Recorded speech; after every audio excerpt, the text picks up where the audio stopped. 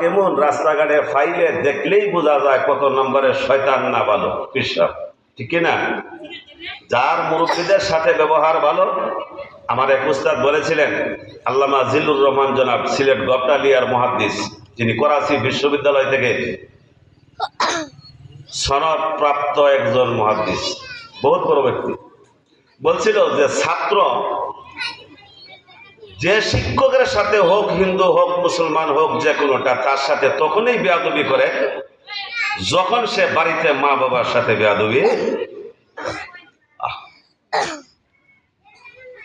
পৃথিবীতে যত মানুষ আছে, ছোট হোক বড় হোক, বন্ধু বান্ধব হোক, আত্মীয় স্বজন যেই হোক না কেন,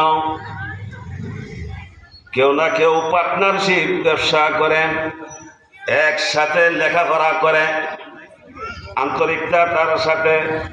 প্রতিটা মানুষ একজনকে আরেকজন কোনো স্বার্থ ছাড়া ভালোবাসে না, একমাত্র বিনা স্বার্থে মহব্বত করে সেই লোক হইল মার বাবা।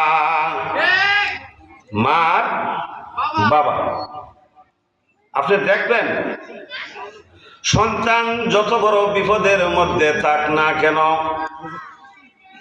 যত বড়ই দোষই করুক না কেন, মানুষ জিজ্ঞাসা করে তার বাবার নাম কি।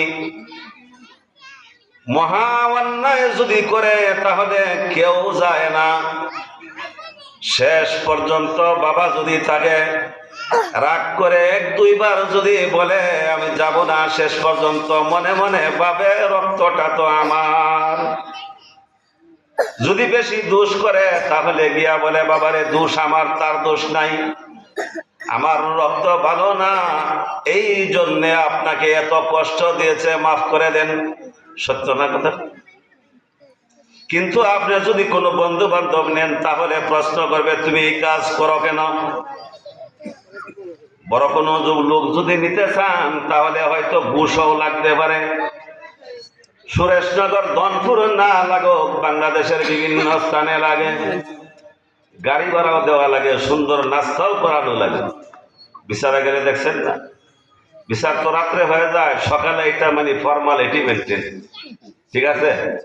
এটা আগেই ভাই সাহেব, আমি যেটা বলি আমার কথায় আপনার থাকবেন, রাত্রেই তো শেষ। তো আমরা এলাকায় আসি, মাঝে মধ্যে বাড়িতে আসলে আপনারা মহব্বত করে দাওয়াত দেন। যাকে দেখছি না সে খুব সুন্দরী, যাকে চিনি না, যার হাতের রাধা খাই না খুব রাধুনি। বাহিরে গেলে আমাদেরও আরে সুনামগঞ্জ থেকে আইসে রে মৌলানা রে, মাইক সিরিয়ালারে নারা একটা দিন জুড়ে ধরে, ঠিক আছে? এলাকাটাই আর এই যে এই দক্ষিণ দন্তুর বাড়ি, এটা দুনিয়ার নিয়ম। উচিত কথা বললে তখন আর ভালো লাগে না। মা বাবা এমন একটা পারসন, আপনি যদি তাহাজ্জুদ করেন, জিকির আজকার করেন, তাসবিহ করেন, কোরআন তেলাওয়াত করেন, উচ্চ ডিগ্রি লাভ করেন, কিন্তু আল্লাহর কাছ থেকে আপনার একটা জিনিসকে আদায় করা মহা কঠিন।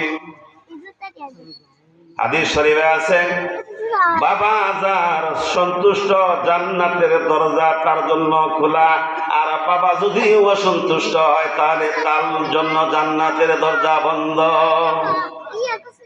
কঠিন কথা।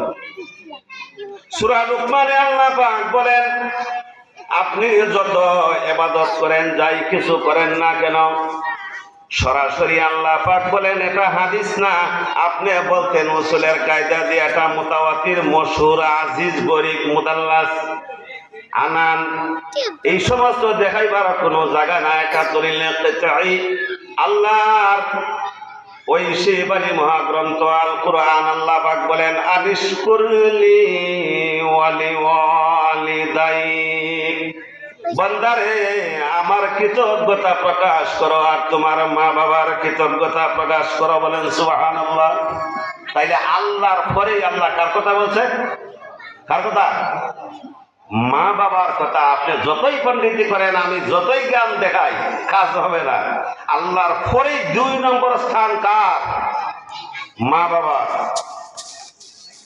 আনিশকুরলি ওয়ালি ওয়ালিদাইক, বান্দা আমার কৃতজ্ঞতা প্রকাশ করো ওয়ালিওয়ালিদাইক, এবং তোমার মা বাবার কৃতজ্ঞতা প্রকাশ করো।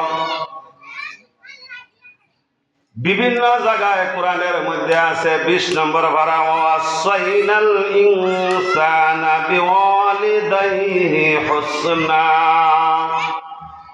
আমি তোমাদেরকে পিতা মাতা সম্পর্কে আদেশ দিলাম, ওসিয়ত করলাম, নির্দেশ দিলাম, এদের সাথে সৎ ব্যবহার করো। এই ব্যাপারে আমি আল্লামা ইবনে জৌজি রাহিমাহুল্লাহ নাওয়ারাল্লাহু মারকাদা উনার একটা লিখিত বর্ণনা তাফসিরে ইবনে কাসির এবং নুরুল কোরআনে আছে। আমি যদি আপনাদের সামনে বলি তাহলে আপনারা আমাকে একটু হানা বলবেন, যদি বলেন তাহলে বলবো, আর না হয় না। এখন আপনারা বলেন, বলবো? জি, যে কথাটা বলে আমি একটু তৃপ্তি পাই। আমি যখন এই তাফসিরটা পড়ি তো আমি রাত ভরা কানলাম। কোনো সময় আপনি দেখবেন চেষ্টা করলেও কান্না আসে না, আর কোনো সময় দেখবেন না কানলেও অটোমেটিক চোখ দিয়া পানি আসে। ইবনে জৌজি রাহমাতুল্লাহি আলাইহি হাদায়েকু দাতা বাহজা নামক একটি তাফসিরের মধ্যে তিনি লিখেন, ওইটা আবার নকল করে তাফসিরে নুরুল কোরআনে লেখা হয়েছে। কোন সূরার ব্যাখ্যা? বনি ইসরাইল, সূরা বনি ইসরাইলের ব্যাখ্যা। এক ছেলে তার মা এবং বাবাকে এত মহব্বত করে, এত শ্রদ্ধা করে যে বলার মতো। আগের মানুষ তো শক্তিশালী, বডি উষা লম্বা, শক্তি আপনার আমার চাইতে অনেক বেশি। আদম আলাইহিস সালাম ছিল কত? 60 গজ, 60 জিরান। 60 গজ আমরা 1 গজ হিসাব করি, 2 হাতে 1 গজ। আরবি জিরান ডিকশনারিতে আছে 1 হাতে 1 গজ। আদম আলাইহিস সালাম 60 গজ মানে কি? 7 হাত লম্বা। আর আমরা আমাদের হাতে 3.5 হাত। 7টাকে যদি 3.5 বাদ দেন থাকে কয় হাত? কথা বলেন না কেন? কয় হাত থাকে? 7 হাতটাকে 3.5 বাদ দিলে তাকে কত? বুঝে নাই আমার কথা, বুঝছে না। 60 থেকে 3.5 বাদ দিলে কত থাকে? হ্যাঁ, কত? 56.5। এটাই ঠিক। তাইলে 56.5 হাত কমছে। আর আদ সামুদ জাতি তারা ফাতর কাটিয়া ঘর বানাইতো। ফাতর কাটিয়া, আমরা ইট দিয়া বানাইলেও কত কষ্ট লাগে, ফাতর কাটা খুব কষ্ট। সূরা ওয়াল ফাজর 30 নম্বর পারায় সূরার ব্যাখ্যাতে বিভিন্ন তাফসিরে আছে, ফাতর কাটিয়া তারা অনেক উঁচা করিয়া ঘর বানাইতো। ইরামা যাতিল ইমাদিল্লাতি লাম ইউখলাক মিসলুহা ফিল বিলাদ, এই আয়াতের ব্যাখ্যাগুলোর মধ্যে বিভিন্ন তাফসির আছে। যাই হোক, কমতে কমতে আমরা 3.5 হাতের মধ্যে। ছেলেটা খুব কষ্ট করত, পরিশ্রম করত। সে তার মা বাবাকে এত মহব্বত করত, এত শ্রদ্ধা করত, বলার অপেক্ষা রাখে না। যেদিকে যাইতো 2 দিকে একটা বারের মধ্যে, ওই যে বার দিয়া মাল ঠাল নেই, 2টা বস্ত্রের মধ্যে রাখিয়া কাঁধে করিয়া মা বাবাকে সাথে সাথে নিয়ে যাইতো। সুবহানাল্লাহ। একটা বার আপনি যে দিকেই যাবেন, কথাটা চিন্তা করছেন, একটা বার কাঁধে নিয়ে সব সময় বাজারে, হাটে, কামে কাজে সাথে সাথে নেওয়া ব্যাপারটা কি সাধারণ? মারাত্মক কষ্টকর। তখন এই ছেলেটা এইভাবে মা বাবার খেদমত করে।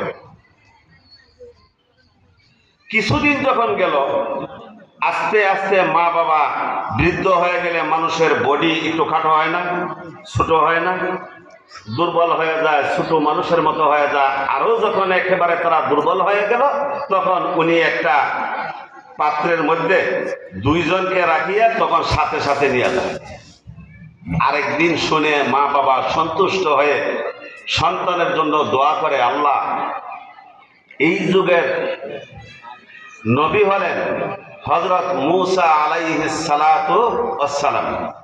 আল্লাহ, আমরা আল্লাহকে বিশ্বাস করি, মূসা আলাইহিস সালামের সাথে সাক্ষাৎ না করাইয়া আমাদেরকে তোমরা মৃত্যু দিও না, আর আমার সন্তানটাকে তোমার হাওলা করলাম, আল্লাহ তুমি কবুল করো, তার ইহকাল পরকাল কল্যাণ করো। মা বাবায় এই সন্তানের জন্য এই দোয়াটা করতেন। সুবহানাল্লাহ বলবেন না? ছেলে শুনছে দোয়াটা, ছেলে শুনছে, শুনিয়া মনে মনে খুব খুশি হয়েছে, কইল আলহামদুলিল্লাহ, আমার মা বাবা যেহেতু দোয়া করছেন, তাহলে আমি মূসা আলাইহিস সালামের সরাসরি সাক্ষাৎ অবশ্যই পাবো।